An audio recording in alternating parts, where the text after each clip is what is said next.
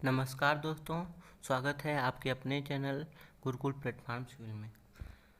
दोस्तों, आज हम घटना चक्र जो सिविल इंजीनियरिंग की पॉइंटर बुक है उसमें हम सॉइल मैकेनिक्स का पार्ट 1 इंट्रोडक्शन का पार्ट 1 देखेंगे। तो आइए शुरू करते हैं। विज्ञान की वह शाखा जिसमें हम मृदा के अभियांत्रिकी गुणों और व्यवहार का अध्ययन किया जाता है। अभियांत्रिकी गुणों और व्यवहार का अध्ययन किया जाता है, उसको क्या कहते हैं? मृदा यांत्रिकी या भू तकनीकी अभियांत्रिकी या मृदा अभियांत्रिकी कहते हैं। इसी को इंग्लिश में देख सकते हैं, the branch of science which deals with the study of engineering property and behavior of the soil is known as soil engineering या soil mechanics या geotech engineering। आगे देखते हैं दोस्तों, मृदा के विघटन से प्राप्त मृदा कण कहलाते हैं। चट्टानों के विघटन से प्राप्त मृदा कण कहलाते हैं। यह कथन है सिविल अभियंताओं का। सिविल अभियंता क्या कहते हैं कि वो जो मृदा कण है वो चट्टानों के विघटन से प्राप्त होते हैं। यानी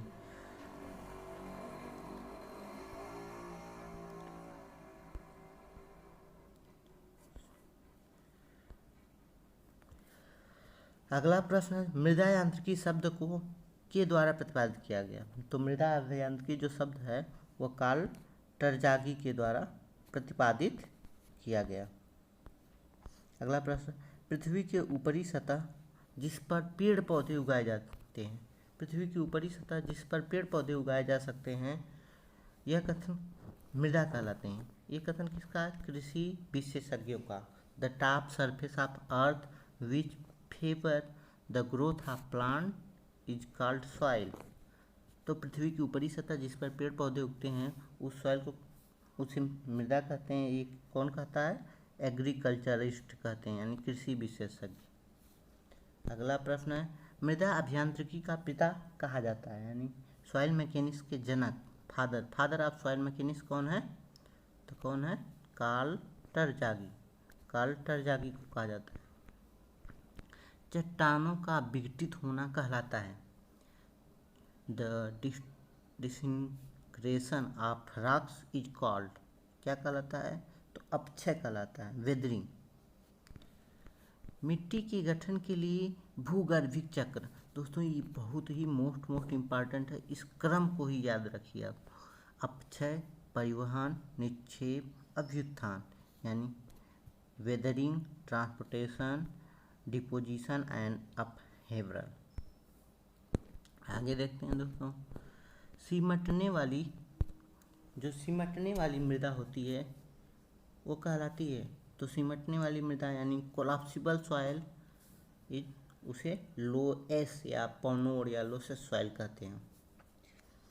अगला, मृदा में खनिज पदार्थों की सुगठितता का अवरोही क्रम। जो खनिज पदार्थों हैं उनकी सुगठितता का अवरोही क्रम क्या है? तो अवरोही क्रम है silica, kaolinite, illite, montmorillonite. Silica, kaolinite, illite, montmorillonite. चट्टानों का अपक्षय दो प्रकार से होता है। तो दो प्रकार कौन कौन से हैं? भौतिक अपक्षय और रासायनिक अपक्षय। भौतिक अपक्षय होता है, तो भौतिक अपक्षय कैसे होता है? भौतिक कारणों से होता है।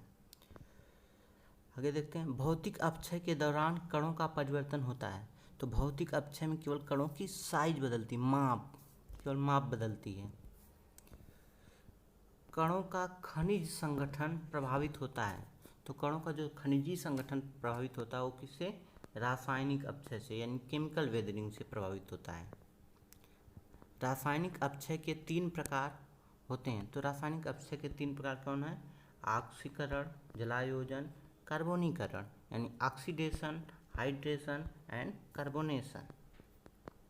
वायुमंडल में उपस्थित ऑक्सीजन गैस चट्टानों की खनिजी रासायनिक से क्रिया करके संयुक्त हो जाती है। यह क्रिया क्या कहलाती है? तो वायुमंडल में जो ऑक्सीजन होती है चट्टानों की खनिज से रासायनिक क्रिया करके संयुक्त हो जाती है, इस क्रिया को ऑक्सीकरण कहते हैं। क्या कहते हैं? ऑक्सीडेशन कहते हैं। जब चट्टान के खनिज पानी से क्रिया कर लेते हैं तो यह क्रिया क्या कहलाती है? तो जब रॉक मिनरल्स क्या करते हैं, रिएक्ट विथ वाटर होता है, तो उसे जलायोजन यानी हाइड्रेशन कहते हैं। आगे देखते हैं, कार्बन डाइऑक्साइड गैस चट्टानों के खनिजों से क्रिया करके कार्बोनेट बनाती है। यह प्रक्रिया जानी जाती है। तो कार्बन डाइऑक्साइड गैस जो चट्टानों के खनिजों से क्रिया कर लेती है तो कार्बोनेट बनाती है। इस क्रिया को हम कार्बोनेशन कहते हैं। The reaction with carbon dioxide gas with rock minerals form a carbonate, this process known as carbonation. आगे का देखते हैं, चिकनी मिट्टी अथवा मृतिका उत्पन्न होती है। तो चिकनी मिट्टी जो मृतिका है वो रासायनिक अपक्षय से उत्पन्न होती है, या रासायनिक अपक्षय की क्रिया जब होती है तो चिकनी मिट्टी बनती है। बालू सिल्ट आदि उत्पन्न होते हैं। तो बालू और सिल्ट जो होते हैं भौतिक अपक्षय द्वारा उत्पन्न होते हैं। बालू सिल्ट कैसे उत्पन्न होते हैं? भौतिक अपक्षय द्वारा। तो यहाँ देखिए एक मृदा की उत्पत्ति का चक्र है, इसको समझ लेते हैं कि सबसे पहले क्या है। सबसे पहले चट्टान मान लीजिए, तो चट्टान कहीं से एक जगह से शुरू करें। चट्टान का क्या होगा? तीर जा रहे हैं ना, तीर की दिशा में देखिए। चट्टान का क्या होगा? चट्टान का अपक्षय या विघटन होगा। अपक्षय या विघटन होगा, जिसे वेदरिंग या डिसइंटीग्रेशन कहेंगे। अपक्षय विघटन के बाद उसका परिवहन होगा, एक स्थान से दूसरे स्थान पर जाएगी, या परिवहन के बाद उसका डिपोजिशन होगा, कहीं जम जाएगी, और जम कर फिर अभ्युत्थान उथल पुथल होगा और वो फिर चट्टान बन जाएगी। इसे जियोलॉजिकल साइकिल या सॉइल फॉर्मेशन चक्र कहते हैं। तो इस चक्र को याद रखिए। आगे देखते हैं, मृदा की उत्पत्ति के आधार पर मृदा को वर्गीकृत किया गया है। तो मृदा की उत्पत्ति के आधार पर मृदा कितने भागों में बांटा गया? उत्पत्ति के आधार पर 2 भागों में। उत्पत्ति के आधार पर मृदा के 2 भाग हैं कौन? तो एक रेजिडुअल सॉइल होती है, एक स्थानांतरित सॉइल। रेजिडुअल सॉइल दोस्तों क्या होती है? वह सॉइल जो क्या होती है, उसके वेदरिंग के पास, ये होता है ना वेदरिंग क्रिया, तो वेदरिंग के बाद जो ट्रांसपोर्ट होकर कहीं दूसरे स्थान पर नहीं जाती, वहीं पर जम जाती है, उसे रेजिडुअल सॉइल कहते हैं। तो रेजिडुअल सॉइल और क्या होती है? एक अस्थानांतरित मृदा जो दूसरे स्थानों पर चली जाती है। आगे देखते हैं दोस्तों, चट्टानों का विघटित पदार्थ चट्टान के ऊपर ही जमा होता है। चट्टान के ऊपर ही जमा रहता है और वहीं पर मृदा का निर्माण करता है। ऐसी मृदा कहलाती है। तो ऐसी मृदा क्या कहलाती है? अवशिष्ट मृदा कहलाती है। इसी को रेजिडुअल सॉइल कहते हैं। चट्टान का जो विघटित पदार्थ है चट्टान के ऊपर ही जमा होता रहता है और वहीं पर मृदा का निर्माण करता है। तो ऐसी इसी को क्या कहते हैं? अवशिष्ट मृदा कहते हैं। अगला देखते हैं, यदि चट्टान के विघटित कण किसी परिवहन कारक द्वारा दूर जाकर किसी अन्य स्थान पर मृदा का निर्माण करते हैं तो इस प्रकार की मृदा को कहते हैं स्थानांतरित मृदा। इसको कहते हैं स्थानांतरित मृदा यानी transported soil. If the disintegrated particle rock had been transported from its place of virgin to somewhere, तो क्या कहलाएंगे? Transported soil. वे मृदाएं जो बहते पानी द्वारा जमा होती हैं क्या कहलाती हैं? तो बहते पानी द्वारा अगर जमा होती हैं तो उसे जलहोड़ मृदा या एलुवियल सॉइल कहते हैं। एलुवियल सॉइल कहते हैं।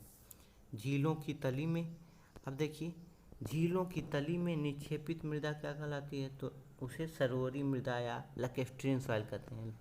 झील मतलब लैकेस्ट्रियन सॉइल हो जाएगा, लैकेस्ट्रियन सॉइल कहते हैं। आगे देखते हैं दोस्तों, समुद्र के पानी में निलंबन से जमी मृदा को कहते हैं। तो समुद्र की पानी में जो निलंबन से जमी मृदा होती है उसे क्या कहते हैं? उसे समुद्री मृदा कहते हैं। सरोवरी या समुद्री मृदा है तो सरोवर में यानी लैकेस्ट्रियन या मैरीन सॉइल क्या है? ये सब एलुवियल सॉइल के ही एग्जाम्पल हैं या एलुवियल सॉइल हैं, जलोढ़ मृदा हैं। वे मृदाएं जो वायु द्वारा परिवहित होती हैं क्या कहलाती हैं? तो वायु द्वारा जो परिवहित होंगी, वायु द्वारा जो ट्रांसपोर्टेड होंगी, वो उसे एवलिन सॉइल कहेंगे। क्या कहेंगे? जो ट्रांसपोर्टेड बाई विंड होंगी उसे एवलिन सॉइल कहते हैं। आगे देखते हैं दोस्तों, बड़े कणों वाली मृदाएं जो हवा द्वारा परिवहित होती हैं कहलाती हैं। जो बड़े कणों वाली मृदा होती हैं उसे ड्यून्स कहते हैं। Coarse grained soil has been transported by wind is called dunes. आगे देखते हैं, छोटे कणों वाली मृदाएं जो हवा द्वारा परिवहित होती हैं वो क्या कहलाती हैं? तो छोटे कणों वाली मृदाएं जो हवा द्वारा, उसे पोमनोड या लोएस कहते हैं। लोएस कहते हैं। लोएस और ड्यून्स मृदाएं हैं। तो लोएस और ड्यून्स मृदाएं एक समान रूप से वर्गीकृत मृदाएं हैं। लोएस और ड्यून्स क्या है? Uniformly graded. यूनिफॉर्मली ग्रेडेड कैसे हैं? लोएस में महीन ग्रेड के सॉइल हैं, ड्यून्स में बड़े ग्रेड यानी कोर्स ग्रेड के सॉइल हैं। तो वो क्या है? यूनिफॉर्मली ग्रेडेड सॉइल है। आगे देखते हैं, वह मृदा जिसका परिवहन गुरुत्व बल के कारण होता है, यानी जो ग्रेविटी के कारण, ग्रेविटेशनल फोर्स के कारण जिनका एक स्थान से दूसरे स्थान पर जाती हैं, उन्हें कोलुवियल सॉइल कहते हैं। कौन सा सॉइल कहते हैं? तो कोलुवियल सॉइल कहते हैं। वे मृदाएं जिनका परिवहन हिम और अथवा ग्लेशियरों द्वारा होता है। तो हिम या ग्लेशियर द्वारा अगर हो तो उसे हिमानी मृदा यानी ग्लेशियर सॉइल या ग्लेशियर मृदा, ग्लेशियर डिप्ट क्या कहेंगे? अगर परिवहन हिम या ग्लेशियर द्वारा होगा तो ग्लेशियर सॉइल, ग्लेशियर डिप्ट, हिमानी मृदा, ग्लेशियर मृदा, इसको याद रखिएगा। आगे हिमानी मृदा का उदाहरण है। तो हिमानी मृदा का एग्जाम्पल क्या है ग्लेशियर सॉइल का? तो टिल जो है वह टिल क्या है? हिमानी मृदा का उदाहरण है। कोलुवियल मृदा का उदाहरण है। कोलुवियल मृदा का उदाहरण है टालोस भी कहते हैं। कार्बनिक मृदा का उदाहरण है। कार्बनिक मृदा, तो पीट कैसी है? कार्बनिक मृदा का उदाहरण है। कार्बनिक मृदा की पारगम्यता होती है। तो कार्बनिक मृदा की जो पारगम्यता होती है वो बहुत ही कम होती है। कार्बनिक मृदा की पारगम्यता क्या होती है? बहुत ही कम होती है। कार्बनिक मृदा की संपीड्यता होती है। तो कार्बनिक मृदा की संपीड्यता जो है काफ़ी ज़्यादा होती है। बेंटोनाइट मृदा में अधिकांश भाग होता है। तो बेंटोनाइट जो सॉइल होती है उसमें अधिकांश भाग मोंटमोर्लोनाइट खनिज होता है। क्या होता है? बेंटोनाइट सॉइल में जो मेजर पार्ट होता है वह मोंटमोर्लोनाइट सॉइल होता है। कारण मोंटमोर्लोनाइट के कारण मृदा में होता है तो क्या होता है? फैलाव और संकुचन होता है। मोंटमोर्लोनाइट के कारण क्या होता है? मृदा में फैलाव होता है यानी एक्सपेंशन होता है और संकुचन होता है। जब चिकनी मिट्टी के मुख्य खनिज हैं, तो जो चिकनी मिट्टी होती है उसमें केवलेनाइट, इलाइट, मोंटमोर्लोनाइट ये सब खनिज होते हैं। चिकनी मिट्टी के कौन कौन से खनिज होते हैं?